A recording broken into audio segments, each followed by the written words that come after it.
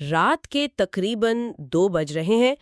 کراچی کی ایک پرانی سوسائٹی ہے اور حمزہ اپنے فلیٹ میں بالکل اکیلا ہے۔ اور باہر مسلسل بارش ہو رہی ہے جس کی وجہ سے بجلی بھی بار بار جا رہی ہے۔ بندہ لیپ ٹاپ پر کام کر رہا ہے، رات کا وقت ہے، اور پھر اسے اوپر والے فلیٹ سے قدموں کی آواز آتی ہے، جبکہ وہ فلیٹ پچھلے 6 مہینے سے خالی پڑا ہے۔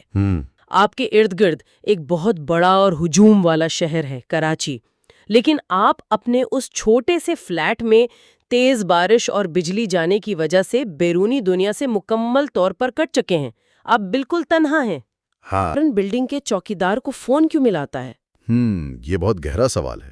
مطلب وہ چوکیدار سے یہ پوچھ کر کہ بھئی اوپر کوئی آیا ہے کیا، آخر ثابت کیا کرنا چاہتا تھا؟ دیکھیں، ان کال دراصل مدد کے لیے نہیں تھی، وہ ایک طرح سے حمزہ کی کوشش تھی کہ کوئی اسے ایک منطقی جواب دے دے۔ چوکیدار چند سیکنڈ خاموش رہتا ہے اور پھر کہتا ہے کہ صاحب، اوپر والا فلیٹ تو بند ہے اور اس کی چابی بھی میرے پاس ہے۔ اور بس، خوف اس آواز میں نہیں تھا بلکہ اس بھیانک حقیقت میں تھا کہ وہ آواز وہاں ہونی ہی نہیں چاہیے تھی۔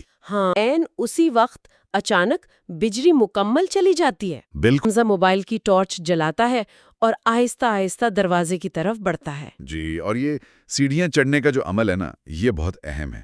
جیسے ہی وہ دروازہ کھولتا ہے، اوپر والے فلیٹ کا دروازہ آہستہ آہستہ خود بخود کھل رہا ہوتا ہے، ایک لمبی سی کریک کی آواز کے ساتھ۔ بالکل۔ اور ہر سیڑھی کے ساتھ اسے ایک عجیب سی سردی کا احساس ہوتا ہے۔ یہ سردی محض موسم کی نہیں ہے، یہ موت اور نامعلوم کی ٹھنڈک ہے۔ اور جب وہ اوپر پہنچتا ہے نا، تو دروازہ پورا کھل چکا ہوتا ہے اور اندر سے کسی بچے کے ہنسنے کی آواز آتی ہے، ہی ہی ہی ہی۔ اور پھر حمزہ جب اندر ٹارچ مارتا ہے تو جو منظر مصنف نے دکھایا وہ کمال کا ہے۔ دیواروں پر گرد ہے، فرنیچر سفید کپڑوں سے ڈھکا ہوا ہے، لیکن فرش پر گیلے قدموں کے نشان ہیں۔ بالکل۔